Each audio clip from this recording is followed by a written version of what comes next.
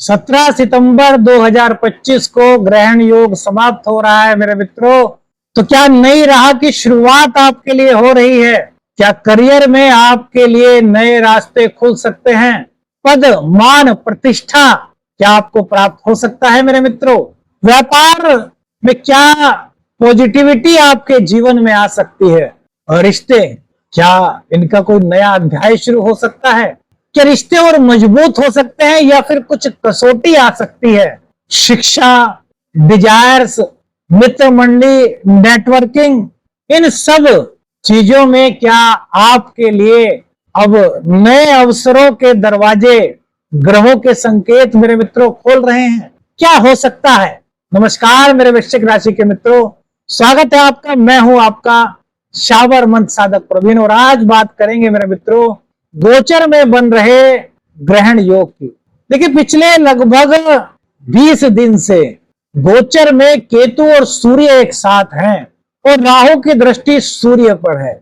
इसे हमारे वैदिक ज्योतिष शास्त्र में ग्रहण योग की संज्ञा दी गई है। और 17 सितंबर को मेरे मित्रों सूर्य देव कन्या राशि में यानी कि अपने मित्र बुध की राशि में प्रवेश करेंगे, जिसके चलते ग्रहण योग आपकी 10वें भाव में, आपके करियर भाव में जो ग्रहण योग बन रहा है मेरे मित्रों, वो समाप्त हो जाएगा। उसके कारण जो कुछ आपको दिक्कत हो रही थी, उन दिक्कतों से आपको राहत महसूस होगी मेरे मित्रों।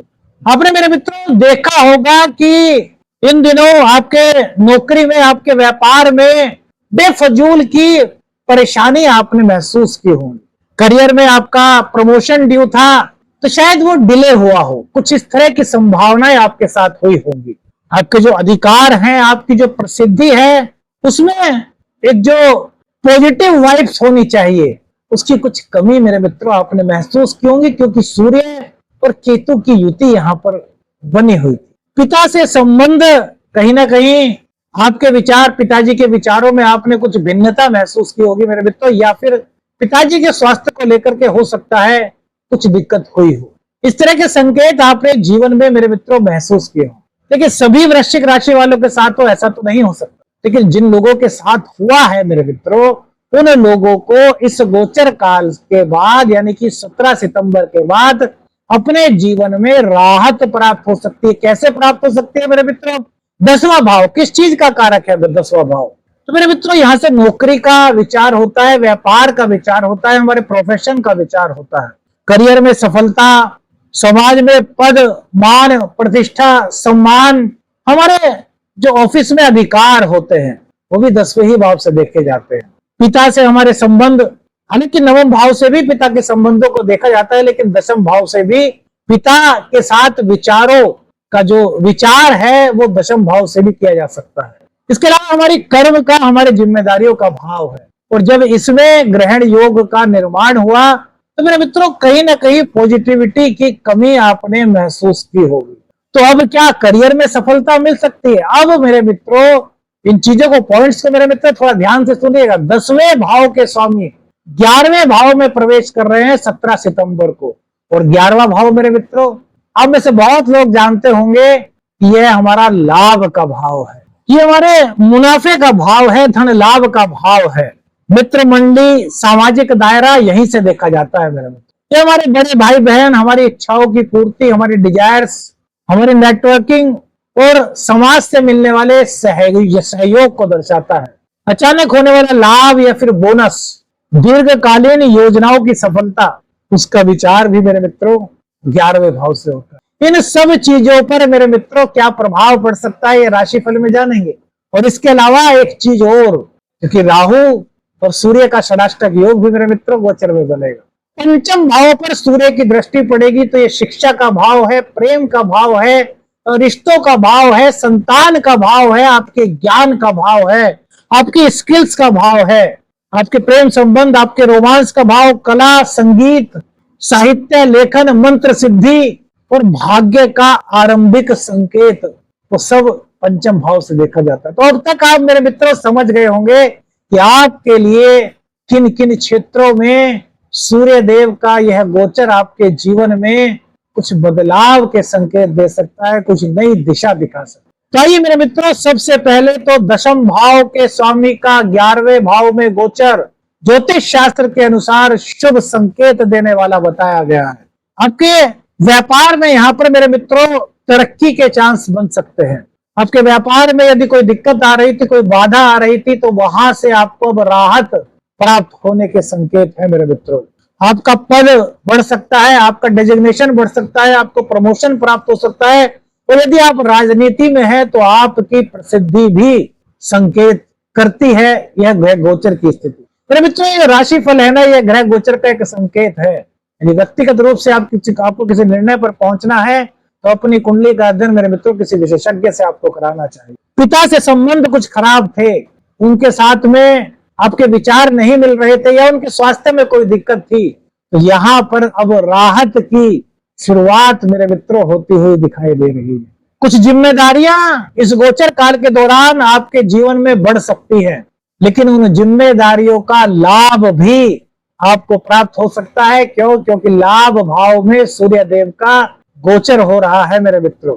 यदि बहुत दिनों से आप किसी नौकरी की तलाश कर रहे थे, आपने कोई इंटरव्यू दिया हुआ था और आपके पास कोई कॉल नहीं आई थी, आपको अभी तक उसके रेस्पॉन्स की इंतजार थी, तो मेरे मित्रों यह समय 17 सितंबर के बाद हो सकता है जहां पर आपने अप्लाई किया है वहां से आपके लिए कॉल आ जाए, इंटरव्यू की कॉल आपके लिए आ सकती है। कुछ इस तरह के संकेत सूर्य देव की कृपा से मिल सकते हैं, क्योंकि सूर्य पद मान प्रतिष्ठा के कारक है मेरे मित्रों। लेकिन मेरे मित्रों कुछ सावधानी भी रखनी है, क्योंकि राहु और मंगल का षडाष्टक योग बना हुआ है। वहीं अष्टम भाव के स्वामी बुध देव भी सूर्य के साथ में रहेंगे 11वें भाव में। उसका क्या संकेत हो सकता है मेरे मित्रों, वो भी बताएंगे। तो वीडियो में स्किप मत कीजिएगा, पूरी वीडियो देखिए, तभी आपको ग्रहों की पूर्ण स्थिति मेरे मित्रों उनका क्या संकेत है वो पता चल पाएगा। अब ये 11वें भाव में जा रहे हैं। 11वां भाव जैसा कि आपको पता है ये हमारी इनकम का भाव है मेरे मित्रों। तो आपके आय के नए साधन बन सकते हैं, लाभ की संभावनाएं अब आपके साथ हो सकती है। अगर आपको ऐसा महसूस हो रहा था जो आप काम कर रहे हैं उसमें आपको आपकी आशा के अनुरूप लाभ नहीं हो रहा था, तो अब ऐसे संकेत हैं कि आपकी आशा के अनुरूप आपके लाभ के रास्ते खुल सकते हैं।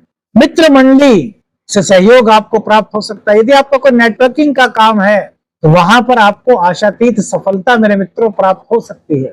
इच्छाओं की पूर्ति, कोई आपकी इच्छा थी जो अभी तक पूर्ण नहीं हो पाई थी, आपने बहुत परिश्रम कर लिया था, लेकिन उसके बावजूद भी हो सकता है वो आपकी पत्नी की इच्छा हो, आपके बच्चों की इच्छा हो, बहुत सारी इच्छा होती हैं। अब पत्नी होंगी तो अपने पति को कहेंगे, बच्चे होंगे तो अपने पिताश्री को कहेंगे। तो पिताश्री अब जिनकी भी, अब जो घर के यहाँ पर बात उनकी चल रही है जो घर के कमाने वाले सदस्य हैं, जो मेन सदस्य हैं, क्योंकि परिवार में एक व्यक्ति जो होता है वो मेन होता है। यदि वो वृश्चिक राशि के हैं मेरे मित्रों, और देखिए इसी के साथ साथ अगर आपका लग्न वृश्चिक है तो तब भी ये संकेत आपके साथ हो सकते हैं, और आपकी राशि वृश्चिक है तब भी ये संकेत आपके साथ हो सकते हैं। और दोनों जिनका वृश्चिक लग्न है और जिनकी वृश्चिक राशि है, उन दोनों के लिए इस राशि फल के संकेत उनके जीवन में हो सकते हैं मेरे। तो वो इच्छाओं की पूर्ति यहाँ पर होने के संकेत मेरे मित्रों वृश्चिक राशि वालों के लिए, स्कॉर्पियो जोडियक साइन वालों के लिए बन रहे हैं, क्योंकि सन का ट्रांजिट विर्गो में हो रहा है मेरे मित्रों। कोई अपनी दीर्घकालीन योजना बनाई थी पूर्व में और उसका अब तक आपको रिजल्ट प्राप्त नहीं हो पाया था, अब सोच रहे थे कि यहाँ से लाभ की संभावना मुझे बनेगी या नहीं बनेगी, क्या लाभ हो पाएगा या नहीं हो पाएगा। तो मेरे मित्रों यहाँ पर यदि आपकी कुंडली में सूर्यदेव उच्च के हैं, सूर्यदेव मजबूत स्थिति में है, सूर्यदेव अच्छे घर में बैठे हैं, तो यहाँ पर आपको आशातीत परिणाम की प्राप्ति हो सकती है मेरे मित्र। बड़े भाई बहनों का सहयोग आपको प्राप्त हो सकता है। मित्रों के पास यदि जैसे होता है ना कि हमारे मित्र मंडली है और कोई किसी चीज का एक्सपर्ट है, कोई किसी चीज का एक्सपर्ट है और हम उनसे सलाह लेना चाह रहे हैं, तो हो सकता है कि पिछले 20-25 दिन में उनके पास कुछ परिस्थितियां ऐसी बनी हुई, आपने उनसे कहा कि यार आ जाइए, मुझे आपकी एडवाइस की जरूरत है, हो सकता है उन्होंने कहा कि यार अभी टाइम नहीं, बाद में बात करेंगे। तो अब मेरे मित्रों यहाँ संभावना बनती है कि यदि आपको उनके सहयोग की आवश्यकता है तो वो आपका सहयोग इस गोचर काल के दौरान कर सकते हैं। इसी के साथ साथ मेरे मित्रों सूर्य की दृष्टि पंचम भाव पर होगी, तो विद्यार्थियों के लिए बहुत अच्छा मौका हो सकता है। नए स्किल्स सीखने का मौका हो सकता है, आप नई चीजें सीख सकते हैं। आपके मन में एक इच्छा होगी कि यार होता है ना बच्चों के मन में। अब बच्चे 9th में है, 10th में, 8th क्लास में है, और किसी की रुचि बढ़ सकती है कि यार वो बांसुरी बजाना सीख ले, किसी की रुचि हो सकती है वो कंप्यूटर चलाना सीख ले, किसी की रुचि हो सकती है कि यार वो कोई ऐसी स्किल सीखे जो उसके करियर में उसके लिए लाभदायक सिद्ध हो। मतलब नई चीजें सीखने पर विद्यार्थियों का, जो स्कॉर्पियो जोडिक साइन के जो स्टूडेंट्स है, उनका ध्यान यहाँ पर जाने का मेरे मित्रों संकेत मिलता है। अब इसके अलावा एक चीज और हो सकती है, संतान का भाव है। अब सूर्य देव की दृष्टि जब संतान भाव पर पड़ती है मेरे मित्रों, तो यहाँ पर संतान थोड़ी जिद्दी हो सकती है।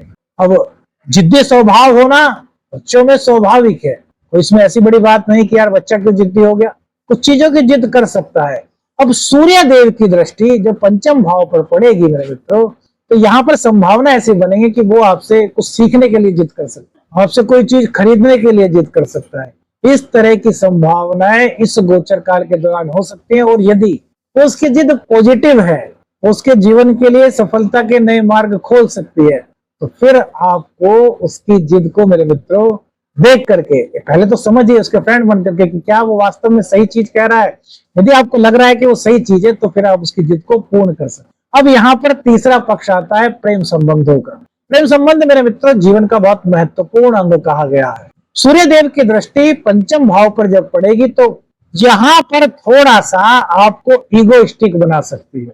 सूर्यदेव तेज के कारक हैं, सूर्यदेव स्वाभिमान के कारक हैं मेरे मित्रों, लेकिन जब स्वाभिमान की अधिकता होती है तो वो कहीं ना कहीं ईगोइस्टिक हो सकते हैं, ईगो की संभावना बढ़ सकती है।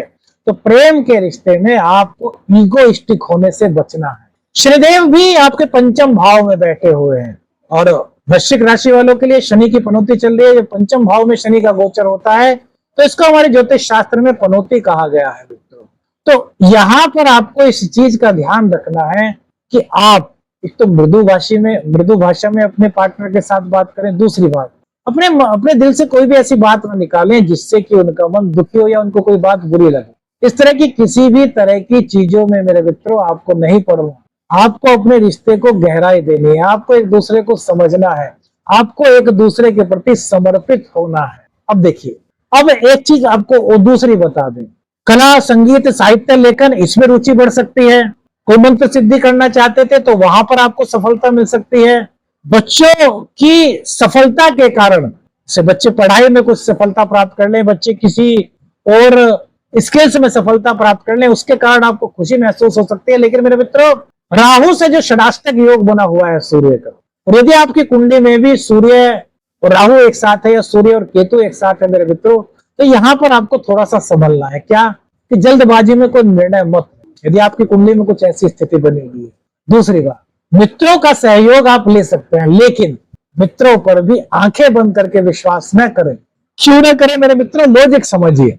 आपकी कुंडली में जो बुध हैं वो अष्टम भाव के स्वामी होते हैं, और इसी के साथ साथ वो आपके एकादश भाव के स्वामी होते हैं। अष्टमेश अपने घर में कन्या राशि में रहेंगे सूर्य के साथ, तो बुधादित्य योग बनेगा। लेकिन मेरे मित्रों, यहाँ पर कुछ चीजें, क्योंकि अष्टम भाव को छुपे हुए रहस्य कहा गया है, यहाँ से विचार होता है कि यार कोई छुपी हुई बात सामने आ सकती है। अब वो कैसे हो सकती है मेरे मित्रों, इसको थोड़ा सा समझने का प्रयास आपको करना है। अब जैसे कि आप किसी शोध से जुड़े हुए हैं, कोई जांच पड़ताल से जुड़ा हुआ आपका काम है, तो वहां पर आप कोई ऐसा सच सामने ला सकते हैं जिससे कि सब आपकी वाहवाही करें। बहुत से लोग होते हैं ना ऐसे, जैसे कि पत्रकार होते हैं, डिटेक्टिव होते हैं, ज्योतिषी होते हैं, वकील होते हैं, वैज्ञानिक होते हैं, तो उनके लिए यह समय मेरे मित्रों बहुत अच्छा हो सकता है। यहाँ पर पॉजिटिव संकेत आपको प्राप्त हो सकते हैं। या फिर जैसे कि आप ज्योतिष सीख रहे हैं, तो ज्योतिष के माध्यम से आप कुछ ऐसे अनुसंधान कर सकते हैं जो एक नई दिशा देने का काम करें। कुछ इस तरह की एबिलिटी आपके अंदर उत्पन्न हो सकती है।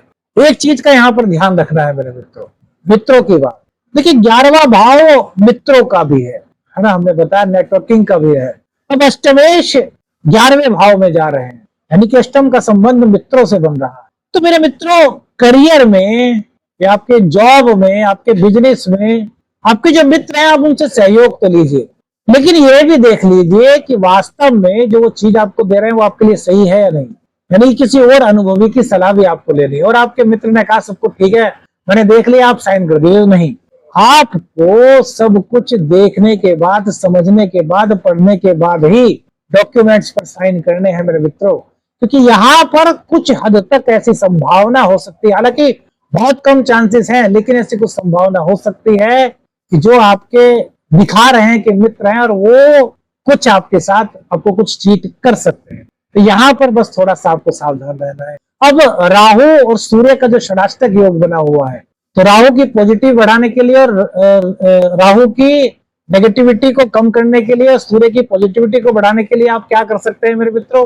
वैदिक ज्योतिष शास्त्र के अनुसार एक छोटा सा उपाय हो सकता है क्या, कि अपने घर में रात्रि के समय एक मिट्टी के दीपक में थोड़ा सा कपूर रखिए, उसके ऊपर 5 लौंग रखिए और उसको जला दीजिए। इससे पॉजिटिविटी आएगी और राहु का जो प्रभाव है मेरे मित्रों वो कहीं ना कहीं कम होगा, नेगेटिव प्रभाव। और सूर्य देव की पॉजिटिविटी को बढ़ाने के लिए सूर्य को रोजाना अर्घ दीजिए और गाय माता को हरी घास हर बुधवार में और हर रविवार में आप खिलाइए। इससे आपके जीवन में सूर्य देव की पॉजिटिविटी आपके जीवन में आपको एक नई दिशा मेरे मित्रों दे सकती है। कौन सी बात वीडियो में सबसे अच्छी लगी आपको, अपने अनुभव में बताइएगा मेरे मित्रों। वीडियो अच्छी लगी तो लाइक और शेयर कीजिए, चैनल पर नए हैं चैनल को सब्सक्राइब कीजिए। आदेश रखने निरंजन, हर हर महादेव।